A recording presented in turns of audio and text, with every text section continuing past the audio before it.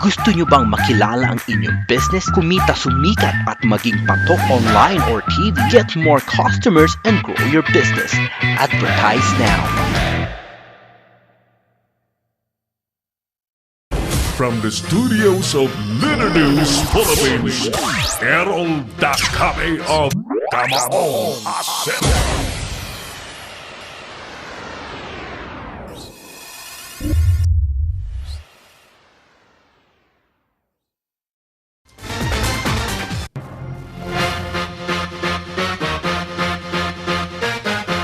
Thank you. Balikan po natin ang ating palatuntunan na napapanood po worldwide and nationwide.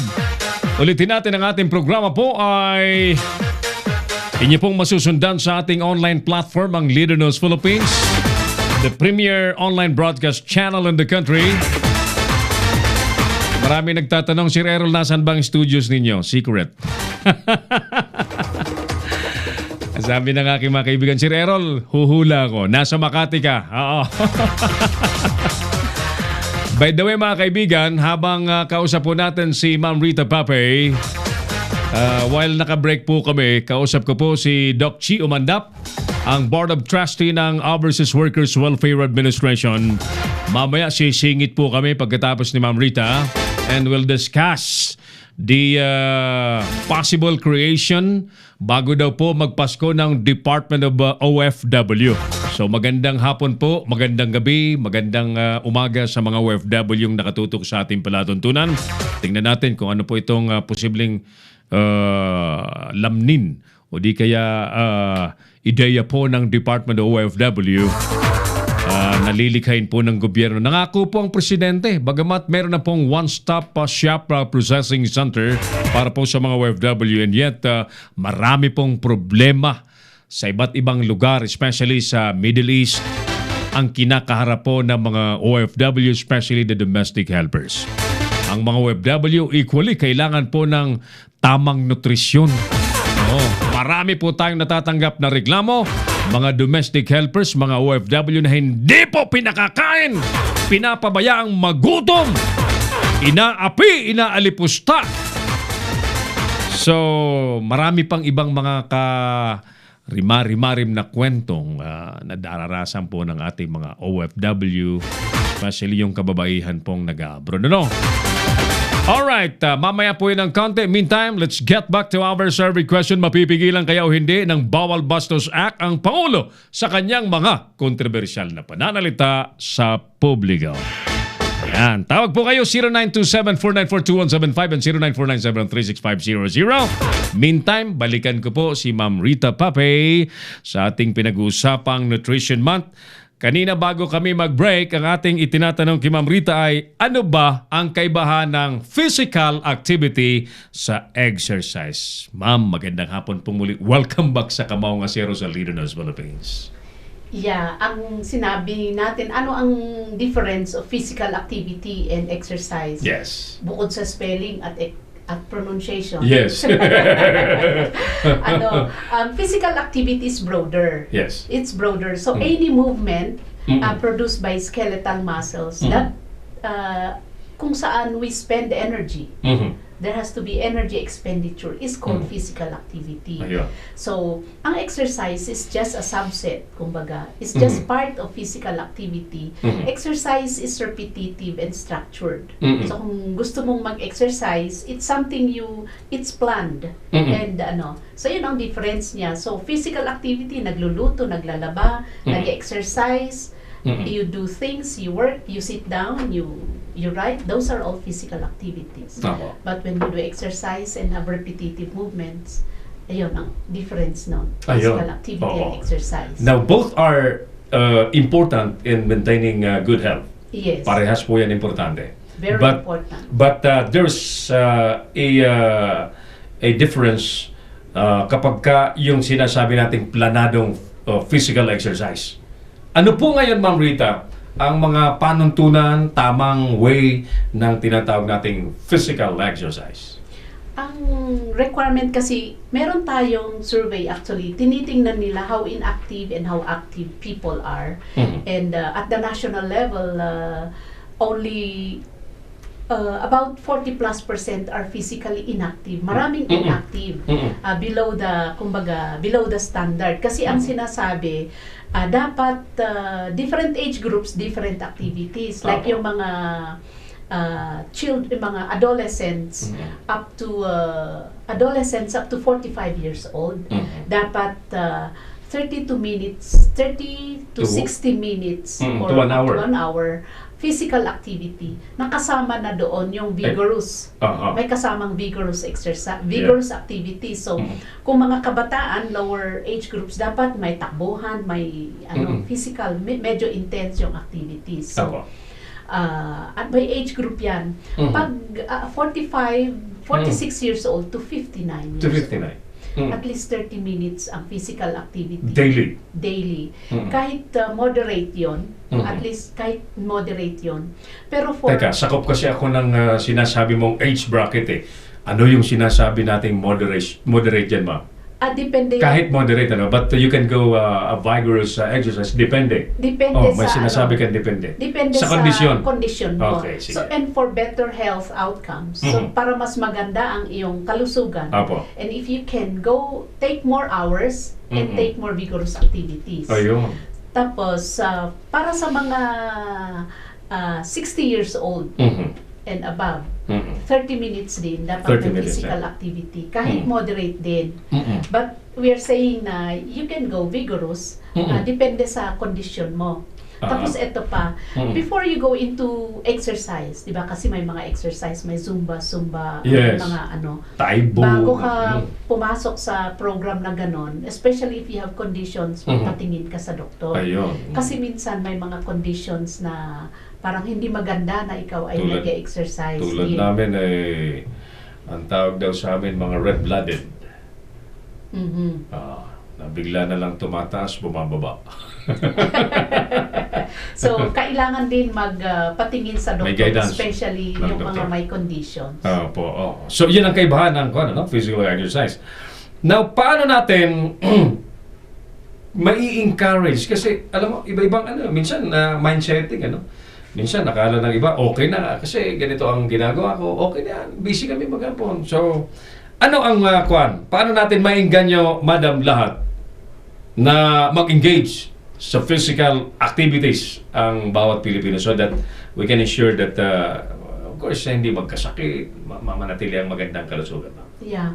Bukod sa pagpaintindi natin sa sa benefits of physical activity, yun, we really have to create the environment also na nakakainganyo ang mag-physical activity. Ayun. In the homes mismo, kung we encourage the children, members of the family to do physical activities.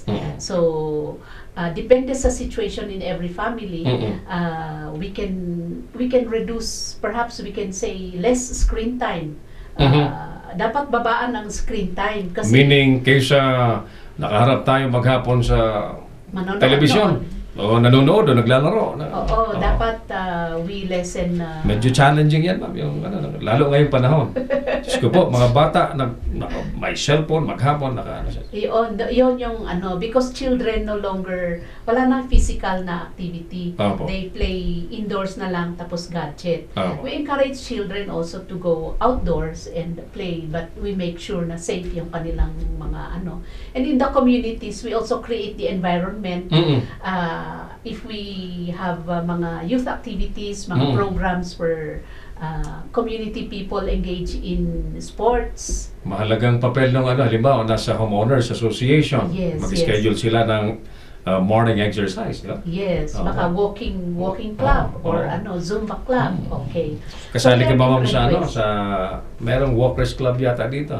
Yeah, may mga groups that really do if you go to Burnham, Burnham Park, usually may mga groups that do may ibang grupo, Yes, so you can join any one of these groups. And in the schools also, the school should create paano nila i-encourage mga bata to really go in physical activities. During my elementary school days, pagka flag, every day sa probinsya may flag raising ceremony. May flag retreat sa hapon. In the morning, after flag raising ceremony, kami sa probinsya sa Bicol, we have 1 hour Exercises. exercise. Yung principal namin, may lata doon sa harapan. Okay, exercise. Number 1, 2, 3. Ganon. That's every day. Bago ka pumasok sa classroom, medyo pawis na. Nakapag-exercise na. But I really doubt ngayon kung ginagawa pa yan ngayon. Yeah, I think, and yun yung isang the schools should try to do something to increase physical activity. Tama po. And in the workplaces too, different offices. In all offices, we encourage na yung mga managers will make sure na yung mga employees have time for physical activity, and we Tama. should encourage physical activities kasi sabi nga nila sitting down is next to smoking. Kasi di ba smoking Kills. So now sitting kills. Wow. So employers should make sure that May programa sila may dyan. programa dyan. Okay. So, malawak po ang concerns natin when it comes to nutrition and health, no? But kayo po, paano po kayo mga nasa gobyerno, no? Habang nag-iisip po kayo ng kalusugan, nutrisyon ng mga mamamayan, meron din po kayong sariling kalusugan dapat asikasuhin. Meron na po kayong tinatawag na weight management for government employees and healthy food options. Ano po ba yun?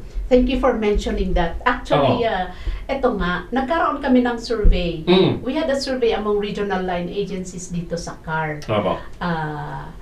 We got a nutritional assessment, and we found out that 56% of government employees, regional line agencies, are either overweight and obese. So, syempre nakakatakot na figure yan. It's really very high. Yes. So, the Regional Nutrition Committee napag-usapan na why don't we hold a weight management program.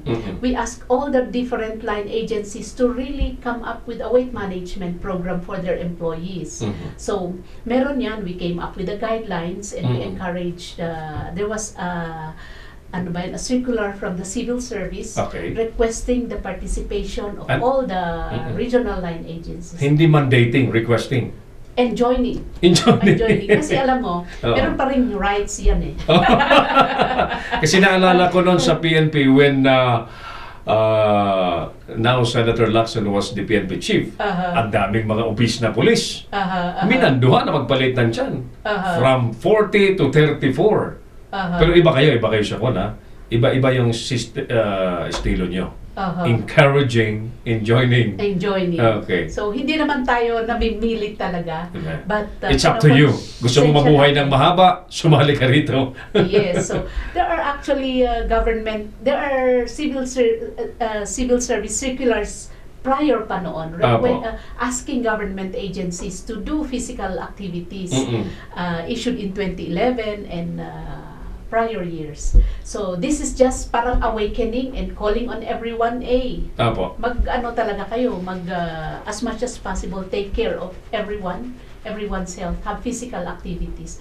So, on the food options naman, healthy food options, kasi one of the reasons na kung bakit nagiging overweight, obese yung mga government employees is maraming activities, And usually when they have meetings and trainings, Kain ng kain. You eat in breakfast, merienda, lunch, merienda, dinner. And the food usually is bountiful. Yes. Very So, syempre, feeling ng mga, bakit hindi ko kakainin? Libre. Parang lugi ako dito pag hindi ko tikman lahat.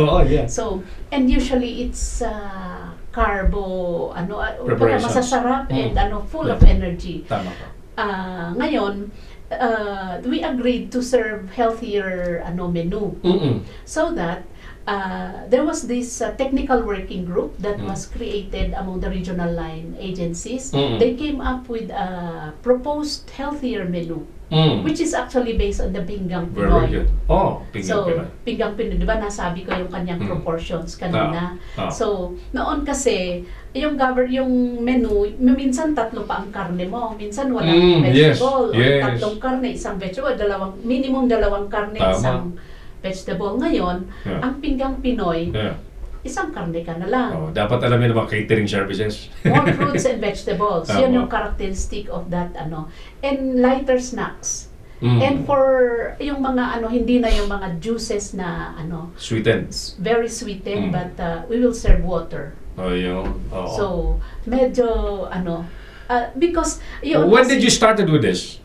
we started ano, sabihin mo ng the weight manage we started to introduce the weight management project Mm-mm. in July of 2018, July Last year. to December last year. Okay. And we actually awarded the winners of the ano of the So magandang resulta. Meron kaming winners awarded the winners last July 12. Okay. The DPWH Far North Hospital were ano the agency winners for this ano. Very good. first DPWH pa, ha? Yes. Mm. Now we are calling on more to join, Mm-mm. and we hope we will again award the winners in perhaps July next year again. Next year again. Yes. So another 1 year round. Yes, and for the healthier food options, we are yet to introduce that pa. Mm. We just finished the menu. We came up with the menu. Mhm. We have yet to disseminate. We have yet to meet with the caterers and hotel managers. We're actually set to meet them on July 29. Really? Yes, to inform them ito na yung So because ipunin niyo, ma'am, yung mga hotel managers. hotel food and beverage managers, we'll have a forum with them. Where will that be? That will be on July 29 Where? at the NEDA Conference Hall. Nada conference hall. Because in the preparation of that, we actually consulted them. Mhm. We started preparing this healthier menu Mhm. last December. Ayun. So in the process of preparing that, we actually held 2 consultations, one with the food and beverage managers of hotels and one with the caterers. Mhm. So we got their inputs, and we also had the inputs of course the nutritionists and Ayan. other line agencies. So meron na kaming nabuo. And then yun na yung aming pag-anuhan. The